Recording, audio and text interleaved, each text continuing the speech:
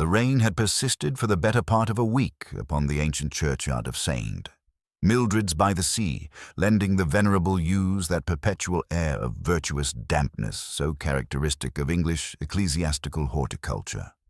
The gravel path, composed of those particularly vindictive fragments of crushed seashell that seem designed by Providence to torment both shoe leather and human temperament in equal measure, provided treacherous footing for Mr.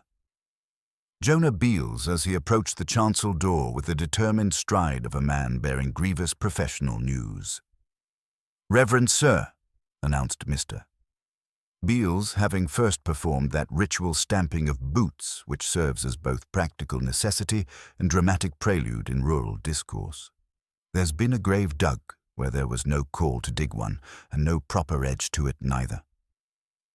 The Reverend Mr. Lethbridge glanced up from his sermon notes, which had been rendered additionally complex by an unhelpful concordance and a large tabby cat that regarded ecclesiastical literature as particularly comfortable bedding. "My dear Beals, surely Providence requires no consultation with your daybook regarding the disposition of souls." "It ain't Providence what's done this, sir," replied Beals, with that species of dogged precision which the rural classes employ when they possess both righteousness and vocabulary sufficient to their cause. "It's a party with a spade and a clumsy hand with turf besides." At this juncture, Lord Peter Wimsey materialized in the porch with that peculiar combination of diffidence and authority which marked his entrances, his umbrella held at precisely the angle that suggested both practical necessity and aesthetic consideration. "You will discover, Lethbridge," he observed mildly, "that Providence, whatever its other virtues, rarely leaves boot prints in consecrated ground. Even the most rigorous Calvinist would hesitate to attribute such untidy earthworks to divine predestination." Mr. Bunter, following at the prescribed distance with that gliding motion which suggested he had mastered the art of locomotion without actually troubling the ground beneath his feet, presented his master's card with a bow that managed to transform intrusion into invitation. Lord Peter had hoped to examine Mr.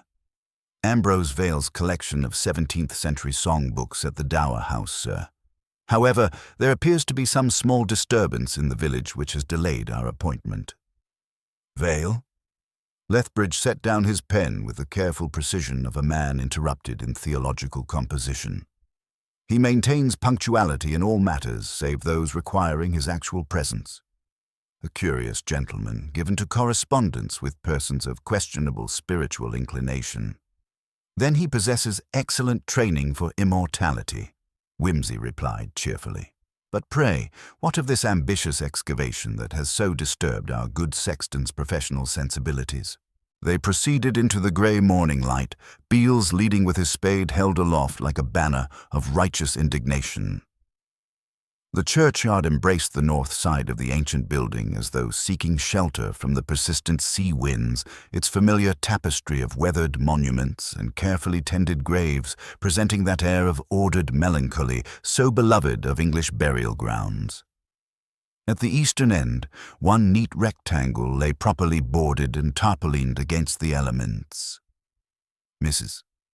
Tidy," Beals explained with a respectful nod toward the prepared grave. "Order was given Wednesday last.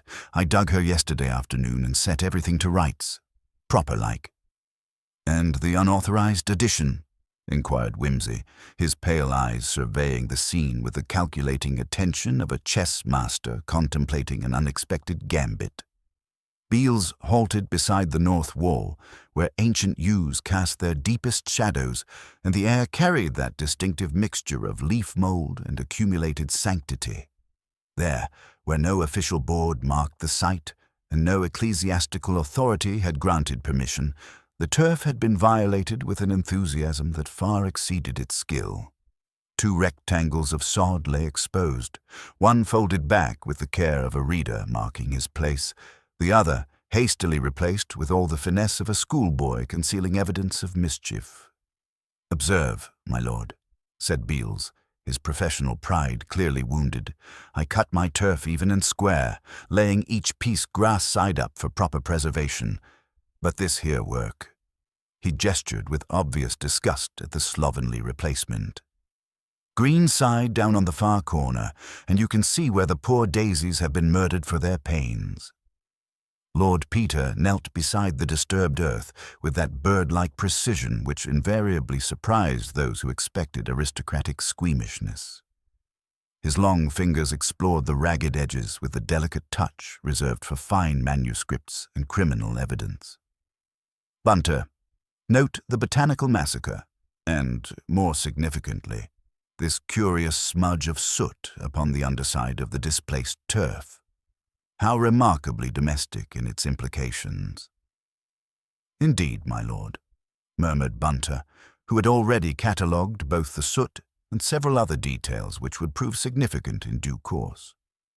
We find ourselves, Wimsey continued, rising and brushing his hands with fastidious care, in the curious position of archaeological investigators.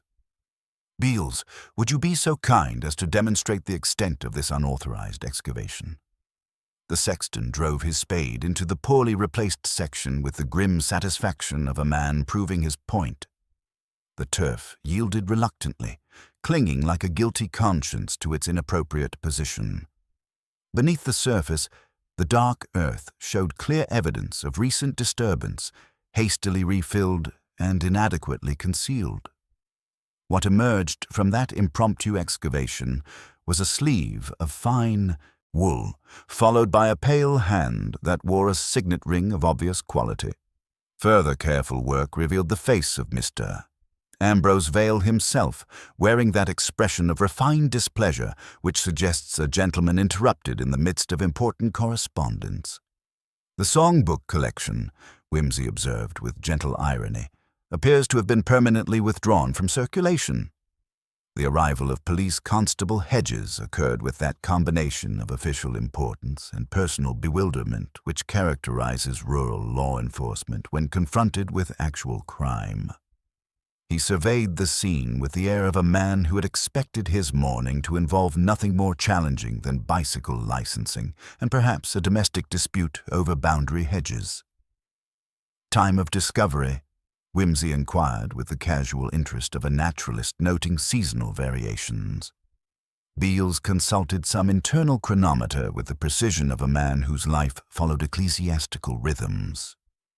I make my morning rounds just after 6, my lord, checking for damage from dogs and boys, both being equally destructive to proper churchyard maintenance. This disturbance occurred after 4 yesterday afternoon. Certain, sure. Your certainty rests upon what foundation? Pressed the constable, seizing upon this detail with the enthusiasm of a terrier who fears his quarry may escape. Because I raked and rolled the entire area until 4 o'clock precisely, and there were no marks then. Besides which, that was when young Timothy muffled the bell for choir practice. Makes the lads feel properly solemn without hindering the tenor's ambitions. The bell. Wimsey's interest sharpened perceptibly. Aye, my lord. Thursday afternoons, regular as clockwork. I fetch the mufflers from the vestry and see them properly placed. Makes for a more devotional atmosphere during rehearsal. Tuesday, corrected Lethbridge with scholarly precision. The practice was moved to Tuesday this week due to the harvest festival preparations. Thursday, maintained Beales with the obstinacy of a man whose professional routine had been questioned. By all means, said Wimsey amiably, we shall reconcile this calendrical dispute in due course. Bunter, your impression of yesterday's campanological performance. The bell possessed a distinctly muffled quality, my lord, replied Bunter with the judicious air of a connoisseur. Rather like a first edition bound in inferior leather. The substance remained, but the resonance was considerably diminished. Wimsey examined the deceased's hands with the attention he typically reserved for rare bindings. They were well maintained, with ink stains suggesting scholarly pursuits, but also bearing a curious bluish smear at one cuff that seemed inconsistent with manuscript handling. Vale appears to have encountered something more robust than vellum, he murmured. Coal dust, perhaps, or soot from a more substantial source than a writing desk. The constable, achieving his stride in official inquiry, ventured, "Would there be anyone who might have harbored ill feelings toward the deceased? What I mean to say is, did Mr. Vale have enemies?" "He maintained extensive correspondence," replied Lethbridge with the diplomatic precision of a clergyman who has learned to speak truthfully without speaking completely. His post-bag was notably full, though the nature of his correspondence was perhaps not entirely conventional. "Spiritualists," added Whimsy thoughtfully. "Seances and table-turning, if local gossip serves. A harmless enough pursuit, though it does tend to attract persons of, shall we say, enthusiastic temperament." As Beales departed to fetch proper covering for the remains, and the constable hurried off to summon superior authority, Whimsy and Bunter stood alone for a moment with the late Mr. Vale, who had achieved that ultimate punctuality which renders all earthly appointments irrelevant. "Not robbery," Whimsy observed quietly, noting the intact watch chain and signet ring. "No signs of struggle in the clothing or evidence of hasty searching." Yet someone was sufficiently pressed for time to replace turf with the botanical sensitivity of a vandal. Curious, that combination of leisure for murder and haste for concealment. "The soot suggests indoor activity preceding outdoor burial," noted Bunter with his customary precision. "Indeed. And the muffled bell provides both chronological marker and, perhaps, auditory camouflage for activities requiring discretion." Whimsy's pale eyes surveyed the churchyard with renewed interest. Someone possessed both opportunity and local knowledge, yet lacked either the skill or the time for proper grave digging. Most illuminating. When Lethbridge returned, having successfully dislodged the cat from his sermon, Whimsy greeted him with characteristic obliqueness. "My dear rector, I note that the memorial inscription on the north wall contains a rather unfortunate error in its Latin quotation. Pro re nata, where surely pro tempore was intended, though perhaps the stonemason possessed theological insights denied to mere scholars." "Which memorial?" asked Lethbridge, his scholarly instincts immediately engaged. "Beneath the weathered angel whose toes have suffered from our maritime climate," replied Whimsy. "Though I confess, given Mr. Vale's current circumstances, the error seems almost prophetic. For the thing that is born, rather apt for a man who has achieved his final nativity in consecrated ground." "Lord Peter," said Lethbridge with a mixture of gratitude and apprehension, "you will not, I trust, feel compelled to, that is to say, the police are perfectly capable. I shall assume nothing beyond the privilege of curiosity," Whimsy assured him with a smile that managed to be both reassuring and slightly unsettling. "Though I confess to a particular interest in bells that ring muffled in graves that appear where none were ordered. There is something delightfully medieval about the entire affair, rather like stumbling upon a mystery play performed in a modern churchyard. Come, Bunter," he added, turning toward the lich gate with that air of purposeful departure which suggested the investigation had barely begun. "Let us pay our respects to the Dower House, if only to determine whether Mr.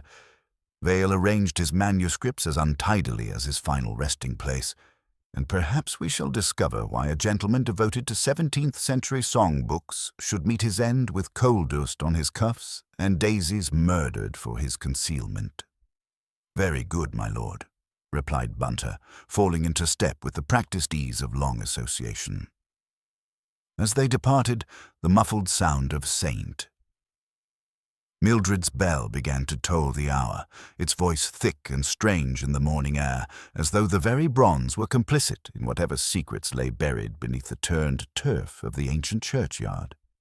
The morning's investigation proceeded with that methodical precision which Lord Peter applied equally to manuscript authentication and criminal inquiry. Having established the basic facts of Mr. Vale's unauthorized interment, Whimsy turned his attention to the more delicate matter of extracting truth from the carefully constructed alibis of respectable village society. The vicarage revelations, the Reverend Mr. Lethbridge received them in his study with the nervous hospitality of a man whose theological certainties had been shaken by earthly crime.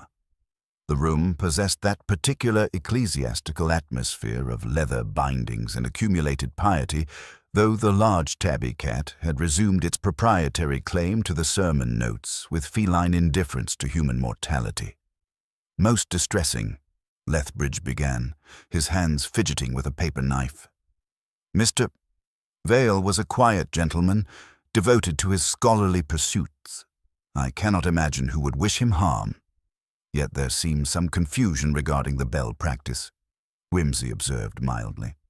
Mr. Beales maintains it was Thursday, while you insist it was moved to Tuesday. Lethbridge's colour heightened perceptibly. Ah, yes. The practice was indeed moved to Tuesday this week due to harvest festival preparations. I announced it clearly to the choir. Beales must have forgotten. He's quite set in his routines, you understand. Yet the bell was muffled yesterday afternoon, pressed Wimsey. Someone took considerable trouble to ensure its voice was properly smothered. I confess I discovered the mufflers still in place this morning, Lethbridge admitted. Most irregular. Perhaps young Timothy acted from habit, or... He paused, clearly uncomfortable. There may have been some miscommunication. Bunter, observing from his strategic position, noted the vicar's hands trembling slightly as he replaced his teacup. The nervousness seemed disproportionate to simple scheduling confusion. The post, office intelligence. Miss Crampton, the village postmistress, proved a more reliable repository of information than the ecclesiastical authorities. Behind her wire grill, she dispensed facts with the precision of a government cipher clerk, her pince-nez glinting with professional satisfaction. "Telephone calls yesterday afternoon," she announced without preamble. Mr. Vale rang Grinstead Hall at 17 minutes past 5 precisely. Duration, 3 minutes, 20 seconds. He seemed quite agitated, kept repeating "most urgent" and "tonight" without fail. "And the response?" inquired Wimsey. Mr. Edward Grinstead returned the call at 28 minutes to 6. Brief conversation, perhaps 90 seconds. I distinctly heard absolutely impossible and wait until after dark. The young gentleman seemed rather heated. "Your clock, Miss Crampton." "Set by the railway, my lord." 2 minutes fast for accuracy. I pride myself on precision in temporal matters. Wimsey exchanged glances with Bunter. The timing suggested a sequence of increasingly urgent communications, culminating in an arrangement for a clandestine evening meeting. "Mr. Vale's correspondence generally?" Wimsey continued. "Most regular, my lord.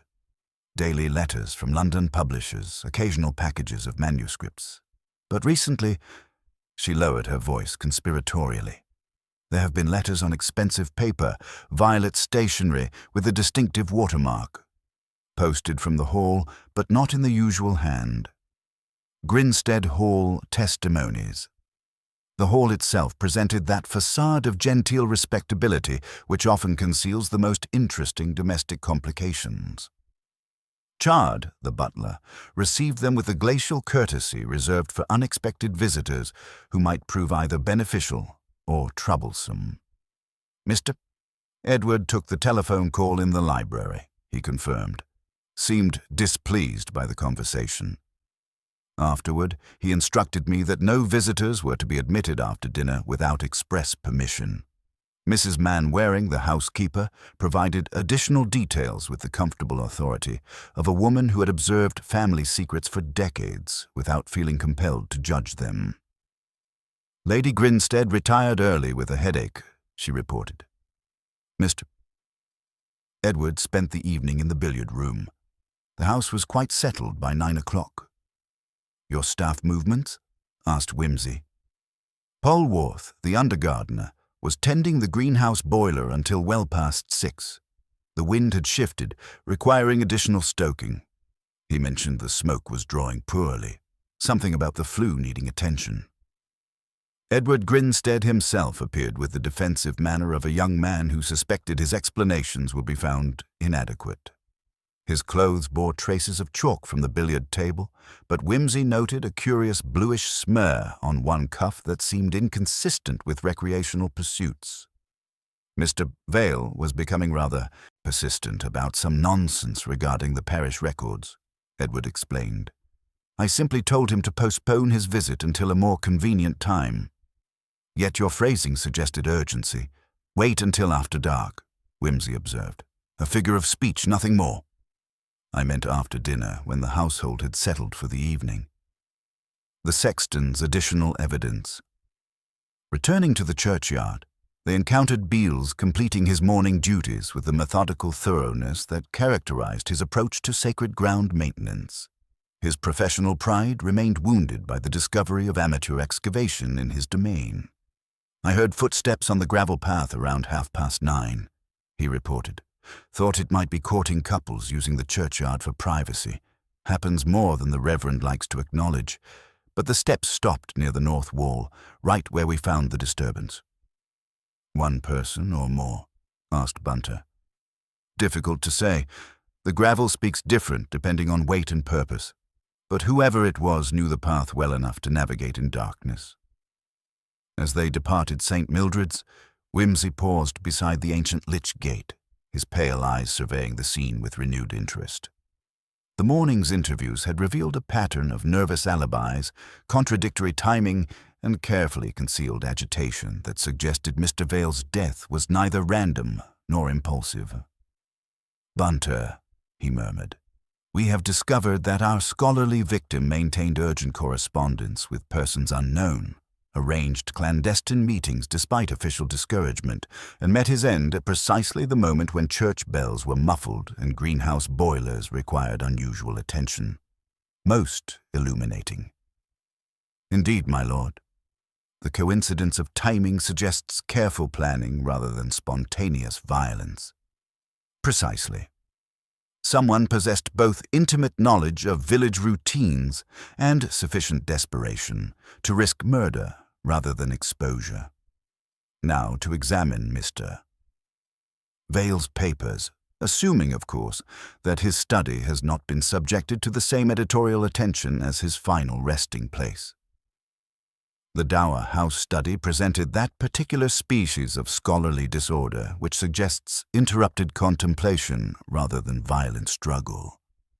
Papers lay scattered across the mahogany desk with the careful randomness of a man who had risen abruptly from important correspondence, while an overturned chair bore witness to haste rather than conflict. The air retained the familiar mixture of pipe tobacco and leather bindings, though underneath lurked something sharper, perhaps carbolic, or the metallic tang that accompanies sudden fear. Inspector Bradshaw arrived with that brisk satisfaction which marks a man who has discovered that Providence occasionally simplifies police work through the convenient provision of obvious suspects. His motor car announced its presence with authoritative backfiring, and he emerged bearing the confident expression of an investigator whose case had achieved that admirable clarity which renders detection redundant. Lord Peter, he greeted Whimsy with barely concealed triumph. We've made considerable progress since this morning's unfortunate discovery.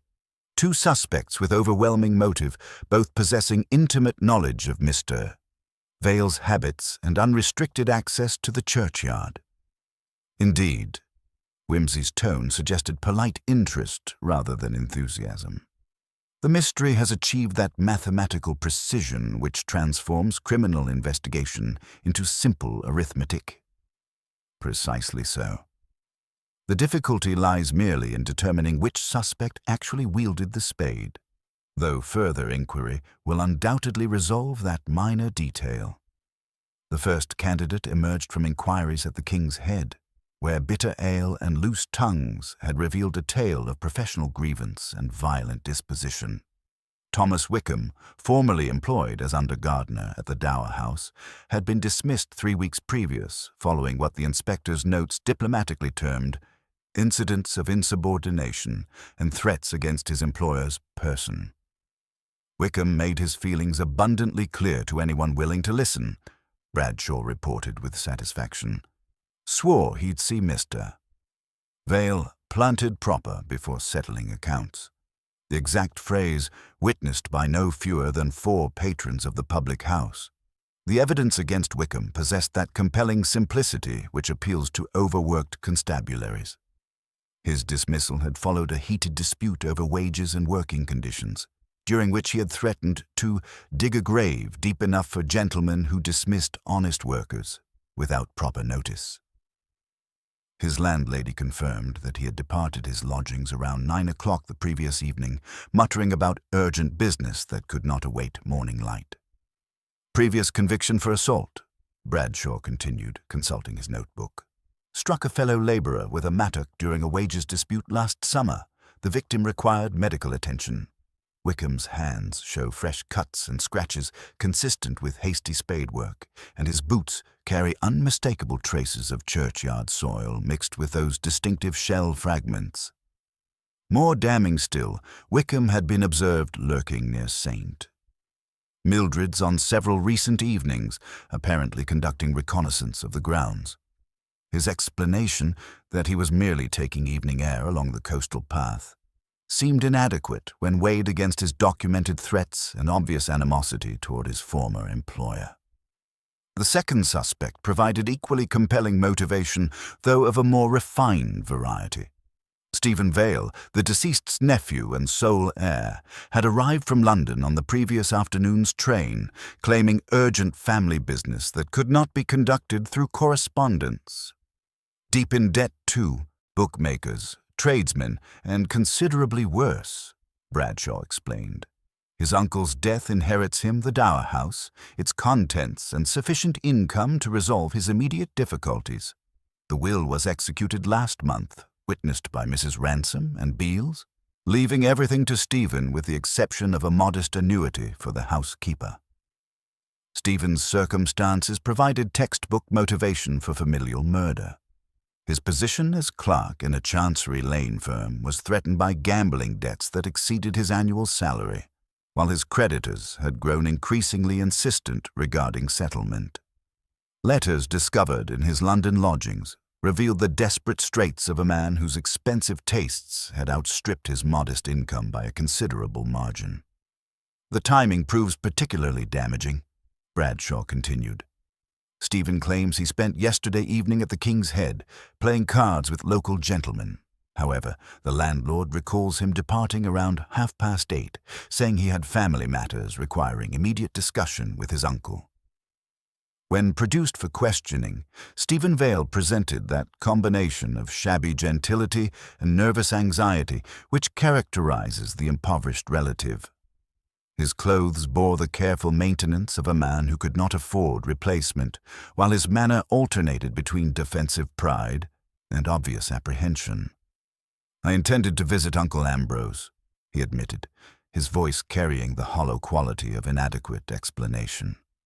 "But finding the house dark, I assumed he had retired early and returned to the village without disturbing him." Yet his boots, like Wickham's, carried traces of the distinctive crushed shell that marked Saint. Mildred's pathways, while his hands showed recent scratches that seemed inconsistent with sedentary clerical employment. Bradshaw's satisfaction was evident as he outlined the case's essential simplicity. Either the dismissed gardener achieved his promised revenge, or the desperate nephew solved his financial difficulties through premature inheritance. No exotic complications requiring specialized detection, merely the eternal triangle of greed, grievance, and opportunity. Whimsy examined both suspects with that bird-like attention which suggested professional rather than casual interest, noting details that seemed to support the inspector's confident conclusions while harboring private reservations about their ultimate significance. "Two admirable candidates," he observed mildly, "each possessing compelling motive and convenient opportunity. The local magistrates will undoubtedly appreciate such efficiency in criminal resolution." "My thoughts exactly, Lord Peter.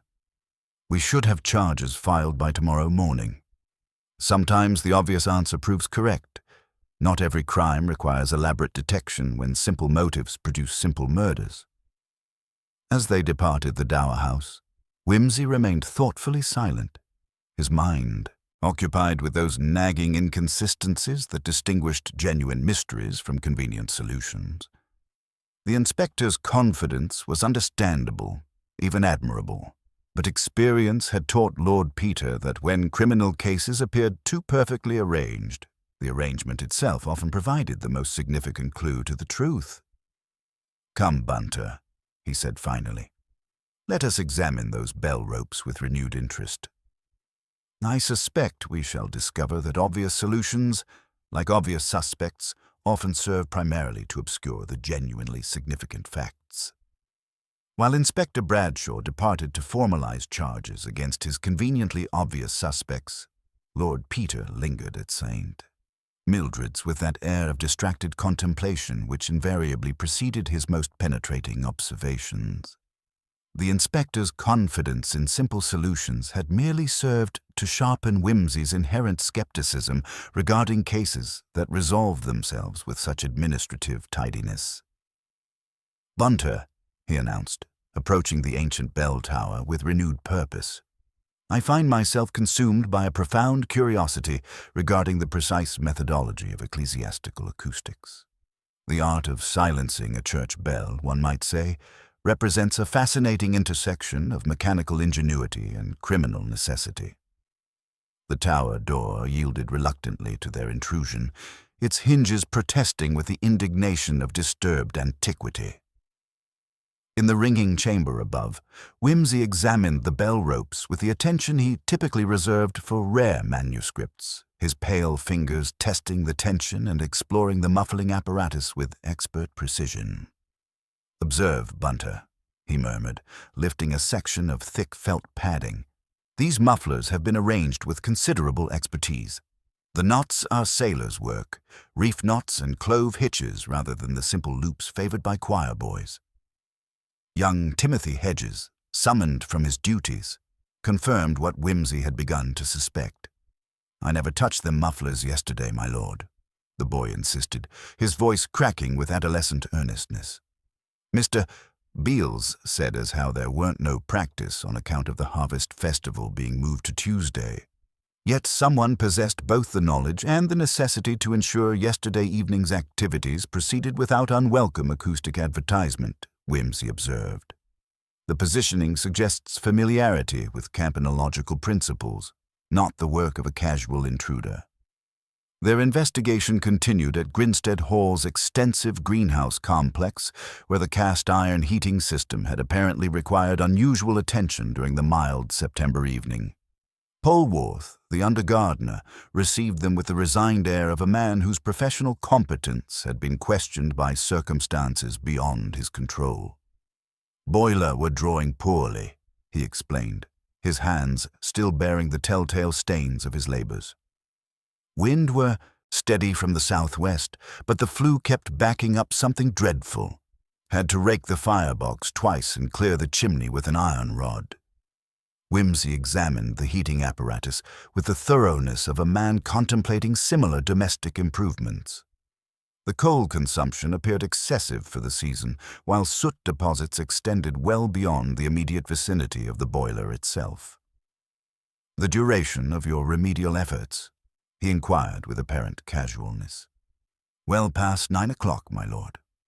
Unusual for this time of year, but the system seemed determined to misbehave. Made a proper mess, too. Soot everywhere, despite my best efforts at containment." "And the quality of this soot?" Whimsy continued, noting traces of the distinctive blue-black residue on various surfaces throughout the greenhouse. "Fine as powder when it's properly burned, my lord. But when the combustion's incomplete, it clings something fierce.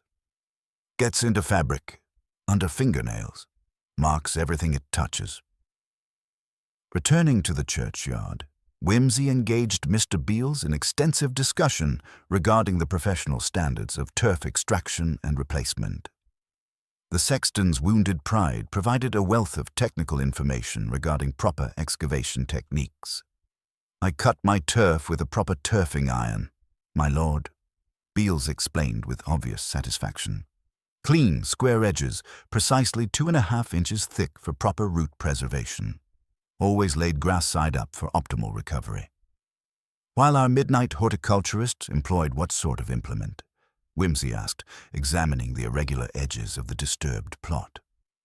Common garden spade, my lord, and a small one at that. Border spade, most likely, the sort used for delicate work around prize roses.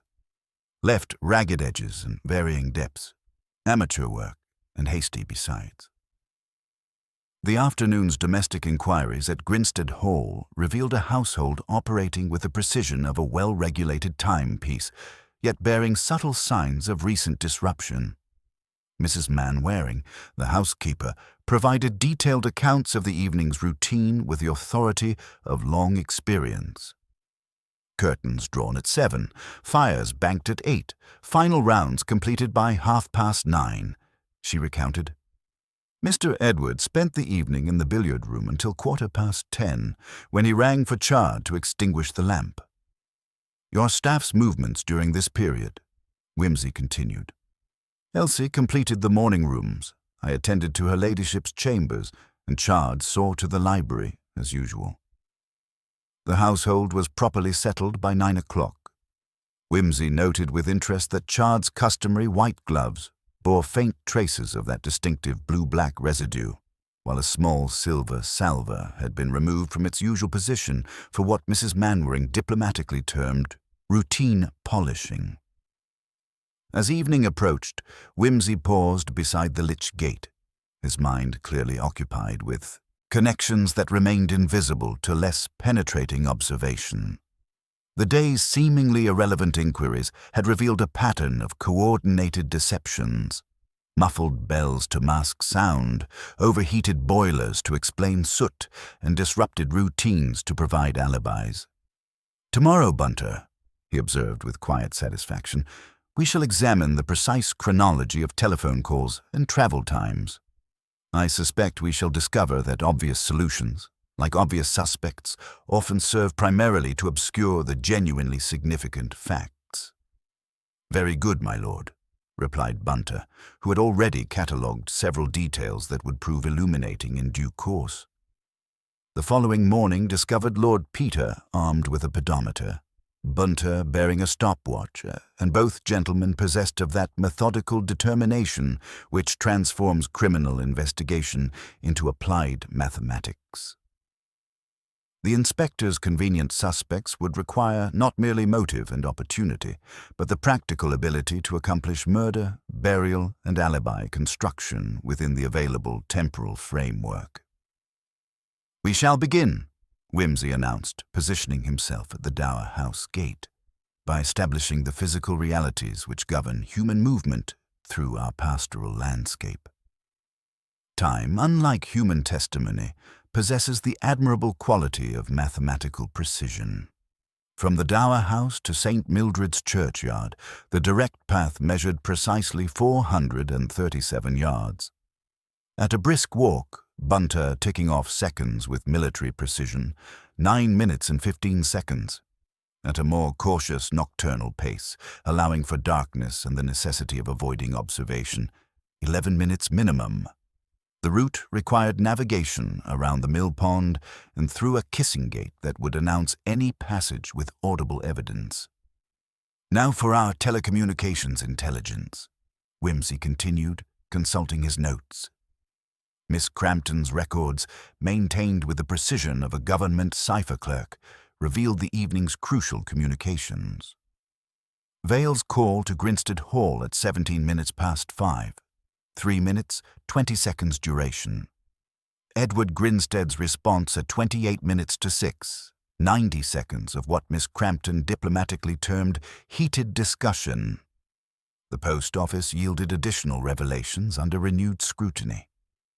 There was a third call that evening, Miss Crampton reported with satisfaction. 7:43 from the public telephone box near the King's Head. Brief conversation, perhaps 30 seconds. But I distinctly heard change of arrangement and after the bell stops. Whimsy's pale eyes sharpened considerably.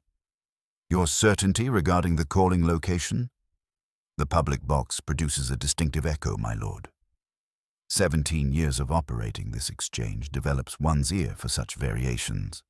The chronological implications proved devastating to the inspector's theories.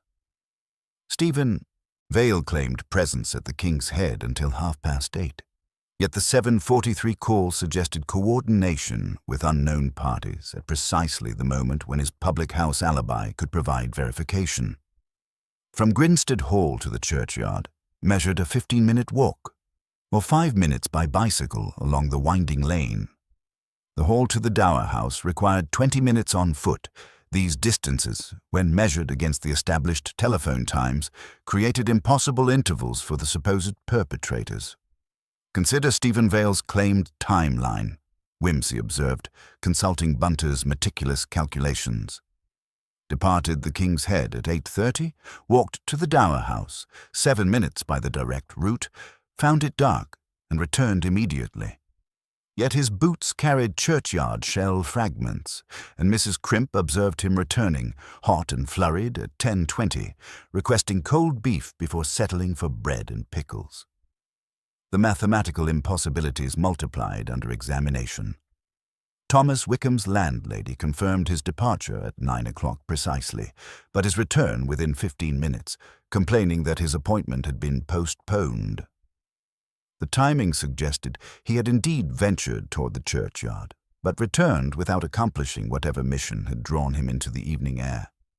Wickham's boots showed field clay, inconsistent with churchyard gravel, Bunter noted. His scratches, when examined closely, proved consistent with blackberry brambles rather than hasty spade work. Edward Grinstead's billiard room alibi faced similar temporal challenges. Chard confirmed extinguishing the library lamp at precisely 9:30, a task requiring the butler's personal attention and providing verification of household routine. Yet the billiard room and library occupied opposite wings of the hall, requiring at least 2 minutes for unhurried passage between them. One cannot simultaneously pot balls and extinguish lamps in separate wings, Wimsey observed with characteristic understatement. The bell-muffling apparatus revealed additional complications. Young Timothy's certainty regarding the cancelled practice eliminated him as the installer, while Beale's maintained equal certainty about his non-involvement. Yet the mufflers had been positioned with expert precision, sailor's knots rather than choir-boy loops. Installation requires 15 minutes for proper completion, Wimsey calculated. The positioning suggests familiarity with campanological principles and advanced planning rather than spontaneous necessity. Most damning was the physical evidence of burial itself. Beale's estimated proper grave excavation would require 90 minutes minimum for skilled work, perhaps reduced to an hour through hasty amateur effort. The poor turf replacement and botanical casualties suggested desperate haste rather than leisurely concealment. Transport of Mr. Vale's substantial form, excavation, burial, and inadequate concealment, Wimsey enumerated. All accomplished between 9 and midnight while maintaining alibis that place our suspects elsewhere during crucial periods. The greenhouse evidence provided additional chronological complications. Polwarth's extended boiler duties had produced excessive soot that matched samples found beneath Vale's turf and on various clothing items. Yet his legitimate presence at the greenhouse until well past 9 o'clock created an alibi that eliminated him from direct involvement while explaining the ubiquitous soot traces. Miss Crampton's exchange records revealed further impossibilities. At 9:03, someone had attempted to ring the Dower House, receiving no answer from the presumably deceased Vale. At 9:12, a trunk call to London was requested from the hall, but cancelled at 9:19 when the party could not be obtained. Curious telephonic activity, Wimsey mused, for a household declared settled by 9 o'clock and a victim already deceased. Chard's memory proved as precise as his service. At 9 precisely, he had carried hot water cans upstairs. At 9:10, extinguished corridor sconces. At 9:20, encountered Mr. Edward descending from the library, inquiring about cigarettes allegedly left in the billiard room. The cigarettes were discovered exactly where Mr. Sedwood claimed to have left them, Chard reported with professional neutrality. As evening approached, Wimsey stood once more at the lich gate, his mathematical analysis complete. The chronological evidence had demolished the inspector's simple theories while revealing the existence of a more sophisticated criminal whose elaborate planning had been betrayed by practical difficulties and temporal constraints. The obvious suspects, he announced to Bunter, possessed neither the necessary time nor the required coordination to accomplish this crime as charged. Someone else entirely orchestrated these events. Someone with intimate knowledge of village routines, access to the church and hall, and desperate necessity to prevent revelations that would prove more damaging than mere financial embarrassment. Tomorrow we shall examine Mr. Vale's correspondence more thoroughly. I suspect we shall discover that his urgent communications concerned matters considerably more complex than scholarly appointments, and that his death was intended to silence knowledge that could destroy more than one carefully constructed reputation. The Dower House study surrendered its secrets with the reluctance of a gentleman's private correspondence exposed to daylight scrutiny. While Inspector Bradshaw pursued his conveniently obvious suspects through the village, Lord Peter applied himself to the more delicate archaeology of Mr. Vale's scholarly papers, approaching the task with that combination of reverence and suspicion which marked his investigations into both rare manuscripts and criminal deception. The mahogany desk presented its usual accumulation of academic correspondence, letters from antiquarian dealers, proofs of forthcoming publications, and extensive notes regarding 17th-century musical notation. Yet beneath this respectable scholarly surface, Bunter's methodical examination revealed a concealed compartment behind what appeared to be merely decorative carving, secured by a spring mechanism that suggested both paranoia and practical necessity. "Observe, my lord," murmured Bunter, extracting a leather portfolio from its hiding place. "The violet stationery Miss Crampton mentioned, along with what appears to be a rather extensive correspondence conducted under circumstances requiring considerable discretion." The portfolio's contents transformed their understanding of Mr. Vale's character with the dramatic efficiency of a stage revelation. Here was correspondence addressed not to the scholarly recluse of village reputation, but to Professor Valdane, a medium of considerable standing in London's spiritualist circles. The letters, written on expensive paper bearing various aristocratic watermarks, documented an extensive practice involving séances, spirit communications, and what the correspondence diplomatically termed private consultations with bereaved persons of quality. Wimsey examined the clientele list with that bright-eyed attention he typically reserved for particularly fine bindings. Duchesses seeking guidance from departed relatives, cabinet ministers desperate for supernatural advice regarding political difficulties, and wealthy widows pursuing continued financial counsel from deceased husbands, all had sought Professor Valdane's mystical intervention in their temporal concerns. Most illuminating, Bunter, our scholarly gentleman maintained a double existence that would have scandalized his academic colleagues while providing considerably more lucrative returns than 17th-century songbook research. The correspondence revealed Professor Valdane's methodology with admirable clarity. Initial consultations established clients' emotional vulnerabilities and factual requirements, while subsequent sessions provided increasingly specific spirit communications that demonstrated supernatural knowledge of private family matters. The technique required extensive preliminary research, but produced remarkable results in terms of both client satisfaction and financial reward. Among the most recent and damaging additions to this compromising collection were letters bearing the Grinstead Hall watermark, the distinctive crowned G above a sheaf of wheat that marked the family's correspondence. These were written in the educated hand of Lady Grinstead herself, beginning 18 months previous with conventional requests for communication with her deceased daughter Margaret, who had died in a riding accident that had devastated the family. The early letters revealed a grieving mother's desperate search for comfort, progressing through increasingly intimate spiritual guidance as Professor Valdane provided remarkably specific messages from the departed Margaret. Lady Grinstead's correspondence evolved from tentative inquiry to fervent belief, culminating in complete emotional dependence upon her spiritual advisor's supernatural ministrations. The progression follows a predictable pattern, Wimsey observed, arranging the letters chronologically. Grief renders the victim vulnerable.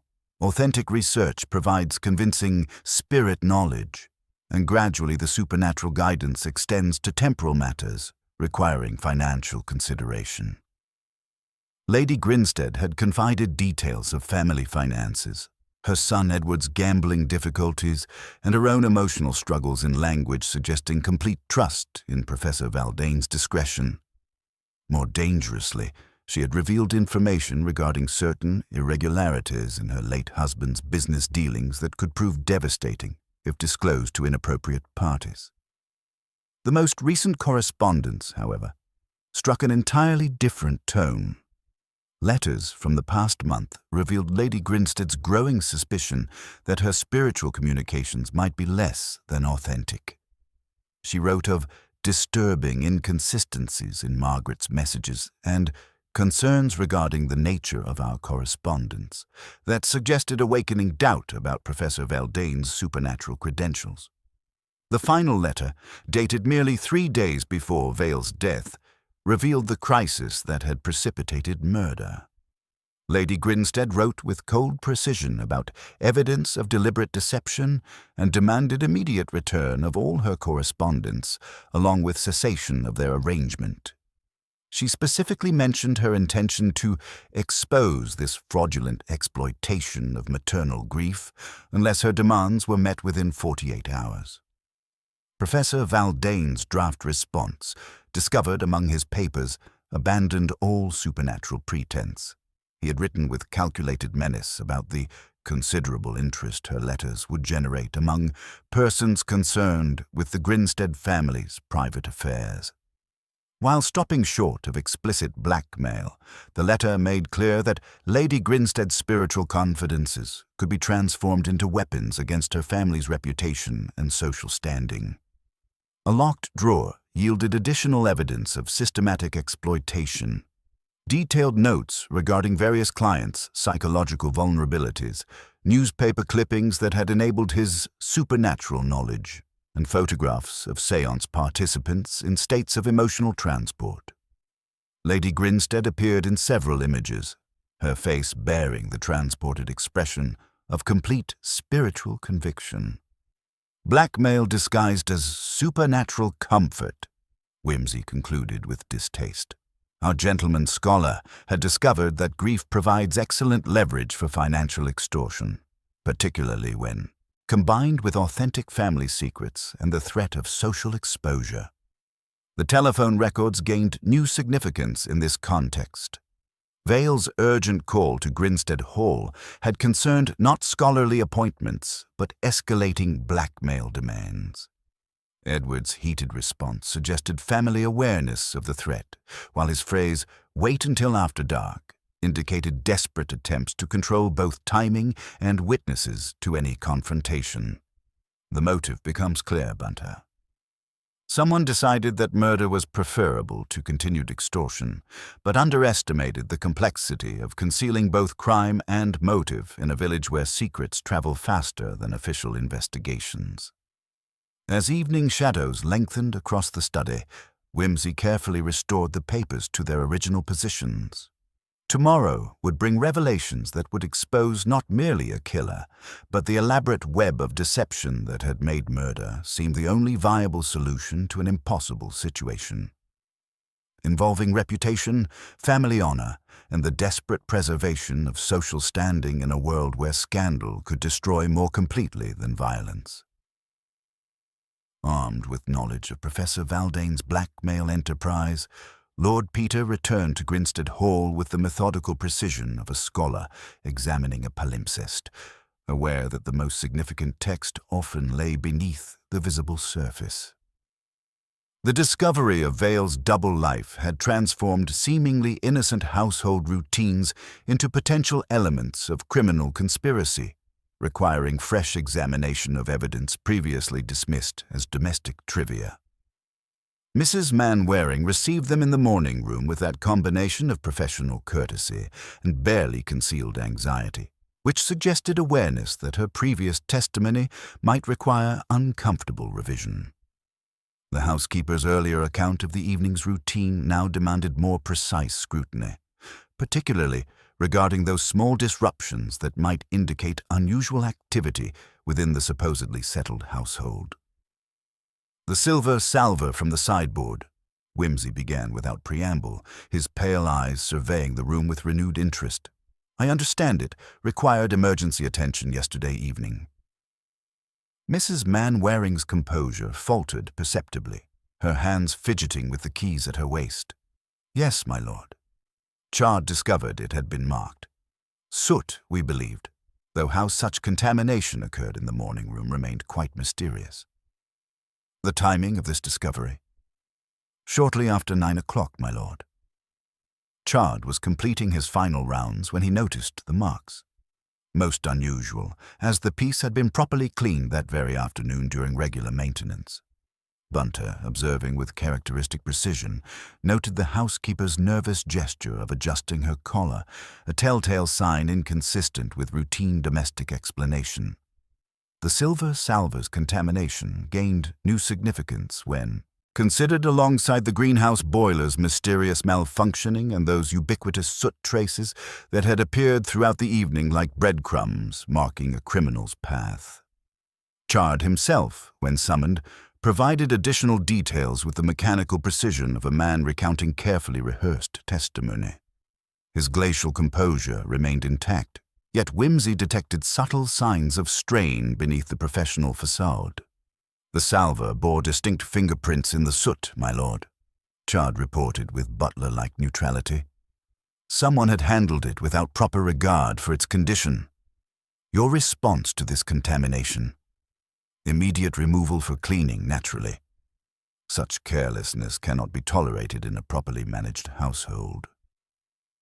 Whimsy examined the restored salver with that attention to detail which marked his investigations into both criminal evidence and fine craftsmanship. Despite Chard's ministrations, faint traces remained embedded in the decorative beading, that distinctive blue-black residue which had become the evening's recurring motif. "Observe, Bunter," he murmured, pressing the salver's edge into a sample of garden loam that his valet had thoughtfully procured. "The beading leaves a slight crescent impression, notched where the rim has suffered minor damage. Most illuminating when compared to the marks beneath our displaced churchyard turf." "Very similar, my lord," replied Bunter with respectful dryness that suggested he had already catalogued this correspondence. The morning room window provided additional revelations under renewed scrutiny. Mrs. Mainwaring confirmed that it had been discovered on the latch during her morning rounds, a significant breach of household security protocols that Chard had initially attributed to carelessness. "The window provides direct access from the garden path," Whimsy observed, testing the mechanism with scholarly interest. "One could easily bypass the main entrance and avoid areas where servants might observe nocturnal visitors." The latch bore traces of the same soot contamination found on the salver, while scuff marks on the sill suggested recent passage by someone wearing substantial footwear. More significantly, the window offered an unobstructed route between the hall and the churchyard for anyone possessing intimate knowledge of the grounds. Edward Grinstead's appearance in the doorway seemed almost choreographed by Providence. His morning coat was impeccable, yet Whimsy's trained eye immediately detected that curious blue-black smear at the right cuff, initially attributed to billiard chalk, but now recognizable as the evening's signature contamination. "You have been philanthropic toward the greenhouse, Mr. Grinstead," observed Whimsy with gentle irony, "a commendable concern for horticultural welfare."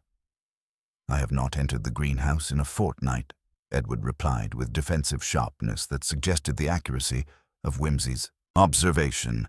"Then you possess remarkably sympathetic clothing. Whimsy continued amiably.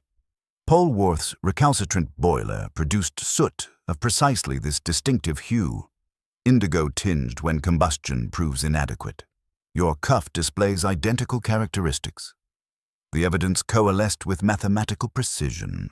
A contaminated salver suggesting transport of sooty materials, an unlatched window providing clandestine access, and matching soot stains connecting the greenhouse's legitimate operations to more sinister activities. Someone had required both indoor access and outdoor mobility during the evening's crucial hours. The sequence becomes admirably clear, Whimsy concluded with satisfaction. Someone conducted urgent business requiring both discretion and the transport of materials that left distinctive traces. The salver served purposes far removed from its intended function of receiving calling cards. As afternoon shadows lengthened across the morning room, Lord Peter prepared for the evening's final revelations, confident that tomorrow would expose not merely a killer, but the elaborate domestic conspiracy that had made murder seem preferable to continued blackmail.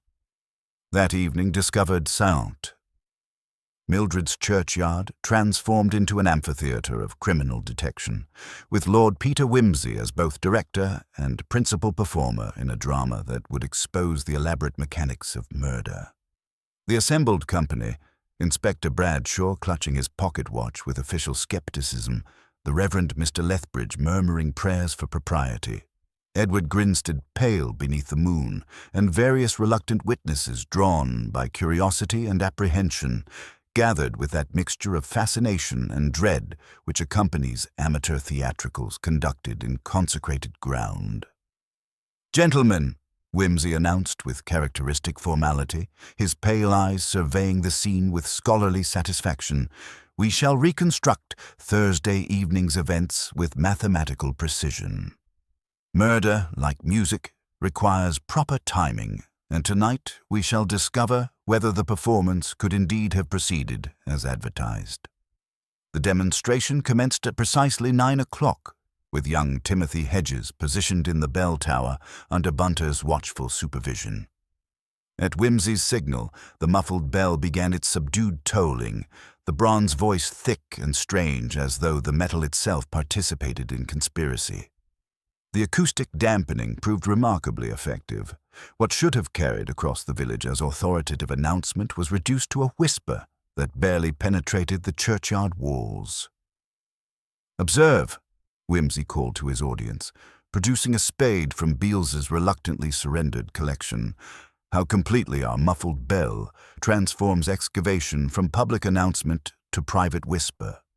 He demonstrated with theatrical precision, driving the blade into the soft earth beside the north wall while the bell continued its mournful performance. The sound was barely audible beyond the yew tree's shadow, creating an acoustic pocket where considerable activity could proceed without disturbing even sensitive sleepers. "Now, for our greenhouse symphony," Whimsy continued, leading the procession toward Grinstead Hall's extensive conservatory complex. Polwarth, summoned from reluctant slumber, resumed his evening's labors with the boiler system. Soon the apparatus roared to life, exhaling that distinctive blue-black smoke which had become the investigation's recurring signature. Whimsy held a pristine handkerchief near the rising plume, watching it acquire the telltale stains with scientific interest. "Mark the quality of this contamination," he observed, displaying the soiled fabric to Inspector Bradshaw.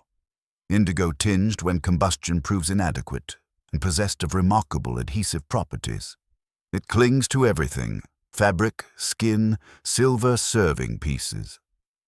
The evening's most dramatic revelation occurred when Whimsy produced the morning room's silver salver, deliberately pressing its beaded edge into the accumulated soot. The distinctive crescent mark, complete with its characteristic notch, printed clearly in the dark residue. "An elegant implement for purposes far removed from social calling," he murmured, wiping the salver with obvious futility. The soot, as Polwarth had attested, proved remarkably persistent. One might employ such a piece for transporting both excavated soil and incriminating evidence to a fire hungry enough to consume what burial might preserve. Whimsy then performed his most theatrical demonstration. While the assembled company watched from the morning room, he vanished through the unlatched window with that fluid grace which suggested long practice. Moments later, the muffled bell tolled once from the tower, though no figure could be observed ascending the visible stairs. "Impossible," declared Inspector Bradshaw, consulting his timepiece with official indignation. Yet before his protest concluded, Whimsy materialized beside the greenhouse, his usually immaculate gloves bearing fresh traces of the distinctive soot. He had traversed the distance between locations that should have precluded such coordination, demonstrating movement through the night that defied previous assumptions about alibis and opportunity.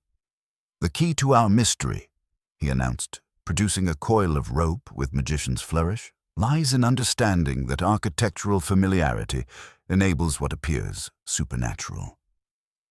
The bell tower's maintenance hatch, the exterior ladder, the garden paths, all become instruments of deception when employed by someone possessing intimate knowledge of their possibilities." Returning to the churchyard, Whimsy directed attention to the bell ropes themselves. "Mr. Card," he called to the butler, who had maintained glacial composure throughout the evening's revelations, "would you demonstrate the knot you would naturally employ for securing these mufflers?" Chard's hands moved with automatic precision, producing the reef knots and clove hitches that marked professional seamanship. Young Timothy's attempt yielded apologetic loops that would have failed at first swing, while Beale's managed agricultural strength without nautical sophistication. Knowledge, Whimsy observed with quiet satisfaction, declares itself through trifles. One recognizes expertise in the manner of its application. The evening's final demonstration led to a previously unnoticed disturbance beneath the ancient yews. Careful excavation revealed what Whimsy termed the rehearsal grave, a practice excavation hastily filled and concealed, containing fragments of violet stationery that had survived burial with damning legibility. "Our killer required preparation," Whimsy explained, holding partially burned correspondence to the lantern light. "Murder may spring from passion, but successful concealment demands methodical planning. This practice site provided essential training in soil displacement and the physical demands of nocturnal excavation." As midnight approached, Inspector Bradshaw found his convenient theories demolished by evidence of sophisticated coordination requiring intimate domestic knowledge, nautical expertise, and desperate motivation. The obvious suspects lacked the necessary skills, while the true perpetrator had hidden behind respectability and carefully constructed alibis. "Tomorrow," Whimsy announced with characteristic understatement, "we shall discover which member of our village community possessed sufficient desperation to prefer murder to continued blackmail. The answer, I suspect, will prove both shocking and entirely inevitable." The muffled bell fell silent as the company dispersed, leaving only the whisper of wind through ancient yews and the lingering question of which familiar face concealed a killer's calculating mind. The performance had ended, but the final act awaited morning light and the uncomfortable revelation of domestic crime hiding beneath social propriety. The morning light filtered through the tall windows of Grinstead Hall's drawing room with that pale clarity which renders night's mysteries transparent to daylight scrutiny. The assembled company, Inspector Bradshaw clutching his notebook with renewed respect for amateur detection, the Reverend Mr. Lethbridge murmuring prayers for divine guidance in temporal matters, Edward Grinstead pale beneath his morning composure, and Lady Grinstead maintaining aristocratic dignity despite her obvious distress, arranged themselves with the unconscious formality of a court awaiting judgment. Lord Peter Whimsy stood before the marble fireplace with that combination of scholarly authority and prosecutorial precision which marked his most significant revelations. The previous evening's theatrical demonstration had prepared his audience for truth, but the complete chain of deduction would expose criminal ingenuity that had nearly achieved perfect concealment through the perversion of domestic loyalty into protective murder. The systematic reconstruction. "Ladies and gentlemen," Whimsy began with characteristic formality, his pale eyes surveying the company with mathematical detachment. "We have witnessed a crime of remarkable sophistication, disguised as routine household management and concealed through intimate knowledge of both family vulnerabilities and village customs. The murderer possessed not merely opportunity and motive, but the technical expertise to transform familiar surroundings into instruments of elaborate deception." He gestured toward Bunter, who produced the morning room's silver salver with ceremonial precision. Despite Chard's ministrations, the beaded edge retained microscopic traces of that distinctive blue-black soot, while careful examination revealed soil particles embedded in the decorative work with damning persistence. This elegant piece served purposes far removed from receiving calling cards, Whimsy observed with gentle irony. Someone required transport for both excavated earth and incriminating evidence to a fire hungry enough to consume what burial might preserve. The greenhouse boiler, conveniently malfunctioning, provided perfect incineration for compromising correspondence, though haste betrayed the scheme through incomplete combustion. The physical evidence accumulated with devastating precision. The carpet beneath the library secretaire bore subtle displacement where violent struggle had occurred, while soot traces marked every stage of the evening's activities. The silver salver's beaded rim, when pressed into garden loam, left distinctive crescent impressions identical to marks found beneath the hastily replaced churchyard turf. The chronological framework. The sequence begins with Mr. Vale's blackmail enterprise. Whimsy continued relentlessly. Professor Valdane had discovered that grief provides excellent leverage for financial extortion, particularly when combined with authentic family, secrets, and threats of social exposure. Lady Grinstead's spiritual consultations had evolved into systematic exploitation of maternal bereavement, culminating in demands that threatened the family's social destruction. The telephone communications documented the final negotiations with mathematical precision. Vale's urgent call at 17 minutes past 5 had demanded immediate capitulation to his blackmail demands. Edward's heated response attempted to arrange clandestine meeting after household retirement. The crucial third call from the public box confirmed changed arrangements after the bell stops, indicating coordination with someone possessing intimate knowledge of church routines and access to the necessary keys. The technical expertise. Whimsy's attention focused on the butler, whose glacial composure had remained intact despite mounting evidence. "Mr. Chard, your naval background provided essential skills for this enterprise. The muffled bell required expert rigging, reef knots and clove hitches, rather than the simple loops favored by choir boys. Your familiarity with the tower's maintenance systems enabled movement that appeared supernatural to observers confined to ground-level observation. The bell muffling apparatus revealed professional seamanship inconsistent with domestic service, while Chard's knowledge of the church's architectural peculiarities enabled coordination between seemingly impossible locations. The exterior ladder, invisible from ground level, allowed access without using visible stairs, creating alibis that placed him in multiple locations simultaneously. The murder methodology. The crime occurred here, within these very walls, Whimsy announced with quiet authority. Mr. Vale arrived through the morning room window, left deliberately unlatched for clandestine access. He expected negotiation. He encountered violence that ended his profitable exploitation of aristocratic grief. The struggle, brief though it was, displaced the library carpet and transferred distinctive soot contamination to both victim and surroundings. The transportation of Vale's substantial form had required both planning and physical capability. Chard had employed the estate's wheelbarrow, following garden paths that avoided village observation while the muffled bell masked sounds of nocturnal activity. The practice grave under the ancient yews had provided essential training in excavation techniques, while fragments of violet stationery survived hasty incineration to provide damning evidence of the correspondence's destruction. The protective motive. Your motive, mister. Chard, Whimsy addressed the butler directly, represents loyalty corrupted into criminal protection of aristocratic reputation. You witnessed Lady Grinstead's spiritual desperation, recognized Vale's systematic exploitation, and chose violence over continued victimization of your employer. The letters contained revelations that would have destroyed the family's social standing, scandal that your years of faithful service could not permit. Lady Grinstead made a small sound of distress, her hand flying to her throat as the full implications became clear.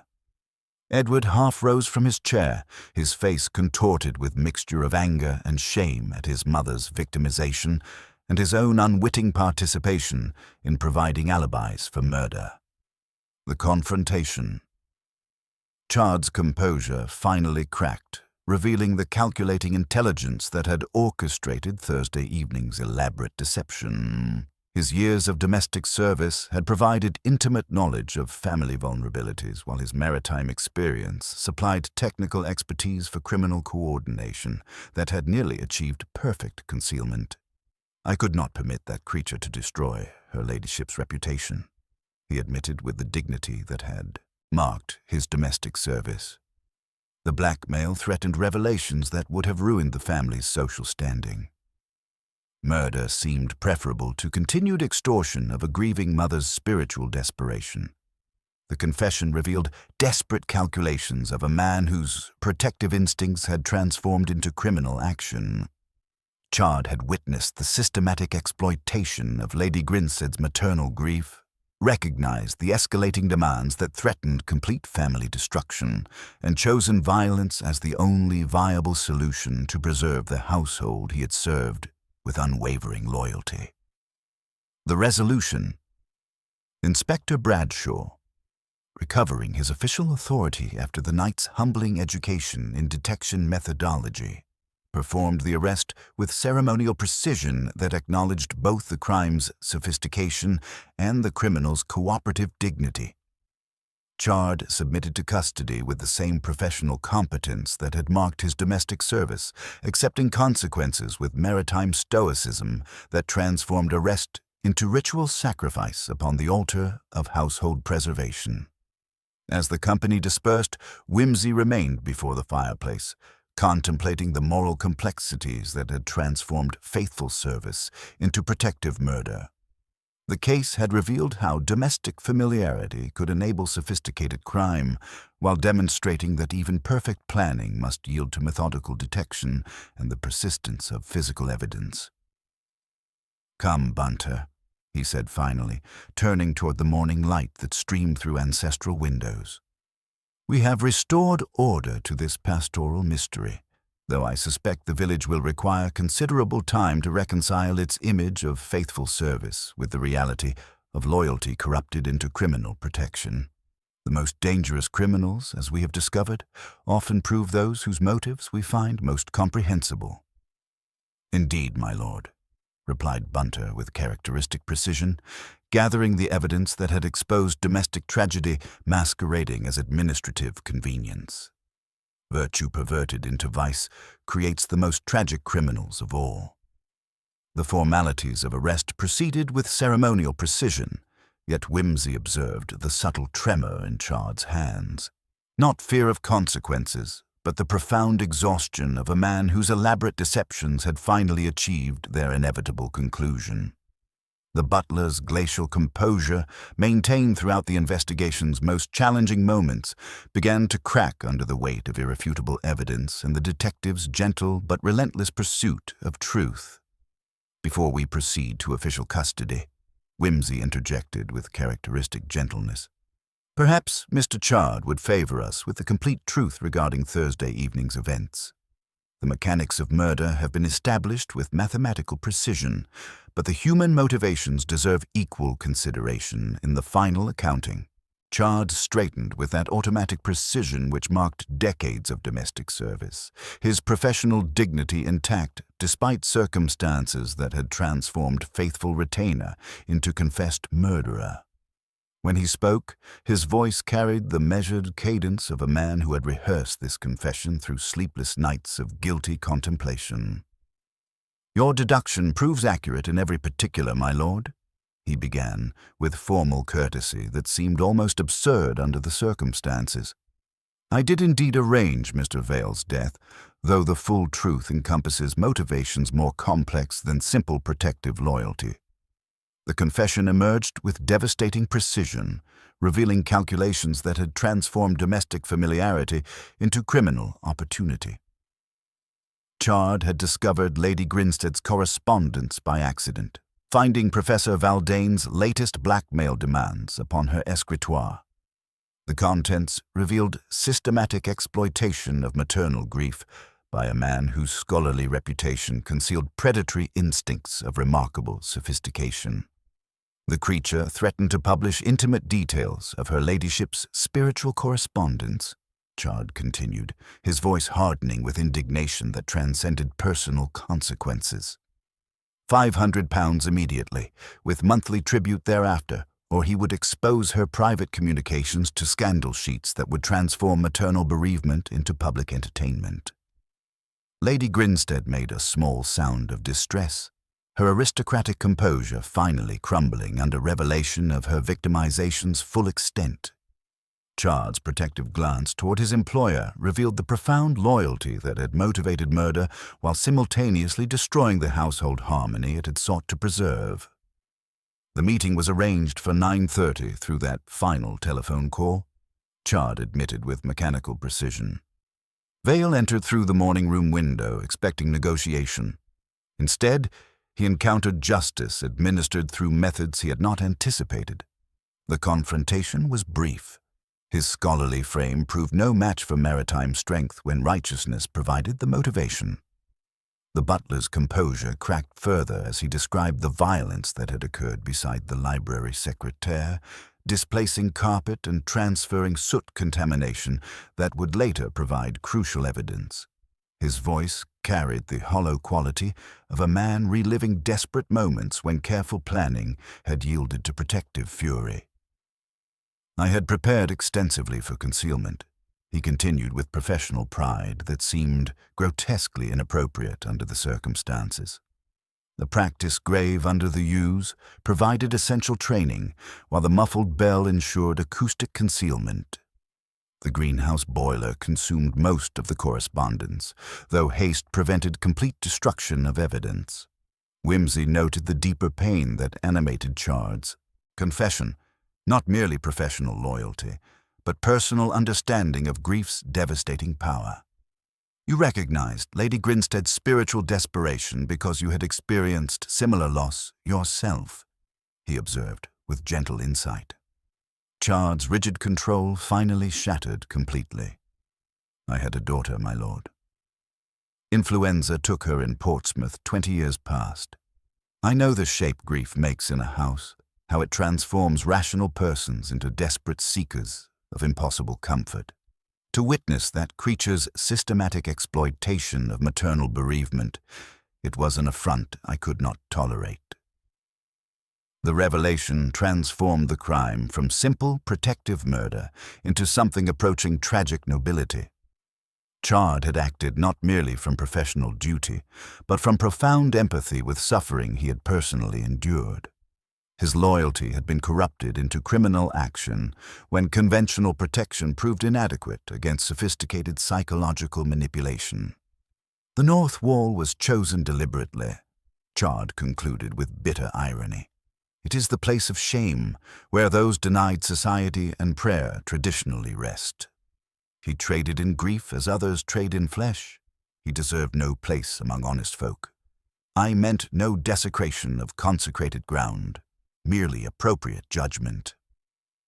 Inspector Bradshaw, recovering from his education in detection methodology, performed the final arrest with ceremonial precision that acknowledged both the crime's sophistication and the criminal's cooperative dignity. As handcuffs closed around wrists that had served aristocratic comfort for decades, Chard maintained the professional composure that had marked his domestic career. "I regret the necessity," he said formally to Lady Grinstead, "but could not permit continued victimization of your maternal grief by that creature's systematic exploitation. Some graves are dug for the dead, my lord, but others are intended for secrets that threaten the living." Lady Grinstead approached the butler who had sacrificed his freedom for her protection. "Chard," she said quietly, her voice trembling with emotion, "your loyalty deserves better recognition than criminal prosecution, though I fear the law cannot accommodate such considerations." As the company prepared to depart for the magistrate's court, Wimsey reflected upon the moral complexities that had transformed faithful service into protective murder. The case demonstrated how domestic intimacy could enable a sophisticated crime while revealing that the most dangerous criminals often proved those whose motives commanded unwilling sympathy from civilized observers. The Sunday morning that followed Chard's arrest dawned with that particular quality of English light which seems designed by Providence to restore propriety to landscapes recently disturbed by criminal revelation. St. Mildred's bell tower stood honest against the pale sky, its bronze voice cleared of conspiracy and ready to resume proper ecclesiastical duties. The village stirred with that mixture of piety and barely suppressed curiosity which marks communities whose Sunday service must somehow accommodate recent scandal within their midst. Lord Peter Wimsey stood once more beside the ancient lych gate, observing the churchyard where Mr. Beales had undertaken a work of restitution that possessed for him the sanctity of a sacrament. The violated turf lay squared, relaid, and rolled, with the murdered daisies reinstated like small resurrections. The sexton's professional pride had transformed criminal desecration into horticultural redemption through proper attention to root systems and drainage. The Reverend Mr. Lethbridge approached with sermon notes finally liberated from feline occupation, though his text for the morning, "A time to keep silence and a time to speak," reflected the moral complexities that recent events had introduced to his pastoral duties. The congregation would require guidance regarding loyalty corrupted into violence, yet discretion demanded that such guidance avoid explicit reference to their late unpleasantness. "My dear Lethbridge," Wimsey observed with characteristic gentleness, "you face the eternal clerical challenge of addressing sin without naming sinners. Consider the theological implications. Chard acted from compassion perverted into criminal action, while Vale practiced systematic exploitation disguised as spiritual comfort. Which represents the greater offense against divine order?" Lady Grinstead passed with her veil lowered, touching Beale's sleeve as though the settled earth required her personal gratitude. Her mourning, which had sat upon her like an iron crown throughout Vale's exploitation, now showed signs of becoming simple sorrow, portable, personal, and considerably less dangerous to family reputation. She had already written to withdraw from all spiritualist associations and had sent the district infirmary a sum that would keep it in clean linen for a year. Edward Grinstead appeared with that combination of shame and newfound responsibility which marked his education in family vulnerability. His gambling debts had been settled through his uncle's inheritance, while his mother's victimization had taught him that aristocratic privilege required protection of those whose loyalty exceeded their legal obligations. He would not see Chard before the assizes, though he had already arranged for the butler's defense through chambers that specialized in cases requiring both legal expertise and social discretion. Miss Crampton, the village postmistress, had resumed her duties with professional satisfaction in temporal accuracy restored. Her exchange would operate with railroad precision, free from the irregular communications that had characterized the recent criminal enterprise. Young Timothy Hedges approached with the nervous determination of an adolescent seeking acknowledgement of his contribution to detection, though Wimsey's gentle counsel emphasized patience and observation over dramatic intervention in future mysteries. As departure time approached, Whimsy paused beside the weathered memorial whose Latin inscription had provided such instructive error. "Observe, Bunter," he murmured, indicating the stone angel whose toes had suffered from maritime climate. "Our mason's theological accident. Pro re nata, where surely pro tempore was intended. Yet perhaps he achieved higher truth through ignorance. For the thing that is born, rather apt for a case where sorrow, crime, and repentance came in their season like the tide." "Very appropriate, my lord," replied Bunter, who had already photographed the inscription for an album of instructive errors. "Shall I inform Mr. Beals of the classical correction?" "By no means. Let him enjoy Providence's Latin. He maintains better turf than Cicero managed prose." The motor car awaited with ceremonial patience, Bunter having completed their modest packing while settling accounts with Mrs. Crimp, whose establishment had provided hospitality during what she now termed the village's mysterious doings. Inspector Bradshaw approached with that mixture of professional satisfaction and personal humility which marked his education in detection methodology, acknowledging that obvious solutions often concealed more sophisticated truths. "The art of detection," Whimsy explained with characteristic modesty, "consists largely in recognizing that criminal behavior, however sophisticated, must conform to physical laws and temporal constraints. Murderers may deceive human observers, but they cannot manipulate the testimony of material evidence or achieve impossible alibis through wishful thinking." As they prepared to depart, Whimsy offered his final observation with the weight of philosophical reflection earned through confronting moral complexity disguised as administrative convenience. "There is an intolerable misquotation I have been saving for the proper occasion. People persist in saying murder will out, when Chaucer's line reads mordre wool out, that see we day by day, which promises discovery, not justice. We have restored truth to this pastoral mystery, though the village must reconcile its understanding of faithful service with the reality of protective murder." The motor gathered itself with feline grace as Whimsy lifted his hand in farewell to no one in particular. "The most profound mysteries," he concluded, "often involve not criminal mechanics, but the human motivations that transform virtue into vice through desperate circumstances. As the bard observed, there are more things in heaven and earth than are dreamt of in your philosophy." Though, in this instance, the things in earth proved quite sufficient to the purpose.